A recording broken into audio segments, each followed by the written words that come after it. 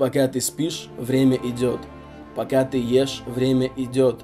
Пока ты думаешь, как заработать деньги, время идет. Год как месяц, месяц как неделя, неделя как день, день как час, а час как минута. Это значит, что твое время истекает и никогда не вернется. Основная валюта нашей жизни – это время.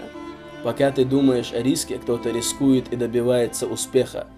Пока ты думаешь о принятии решения, кто-то принимает свое решение и добивается успеха. Пока ты работаешь на кого-то, ты устраиваешь чужую жизнь, а не свою. Пока ты читаешь бесполезное, кто-то читает полезное и растет.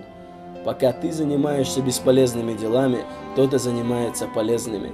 Каждый день тебя могут разочаровывать некоторые люди. Забудь о них, не принимай близко к сердцу. Оно фокусируется на этом и не дает тебе думать о полезных вещах. Каждый день у тебя может быть новая проблема. Будь сильным. Каждый день тебя может посещать мысль о больших деньгах.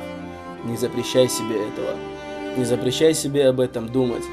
Каждый день ты можешь общаться с бестолковыми людьми и толковыми. Пусть даже он будет эпизод.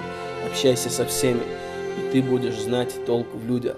Время не вернешь никогда, и даже не знаешь, сколько у тебя есть. Не рискнешь сегодня, останешься ни с чем завтра. Нам есть что терять. А каждый новый день может принести тебе то, что может изменить твою жизнь к лучшему. То, что может сделать тебя успешным только в твоих руках. Мнение чужих людей иногда может быть полезным, но не давай себя сбить с толку той иллюзией, которую тебе преподносят с обещаниями.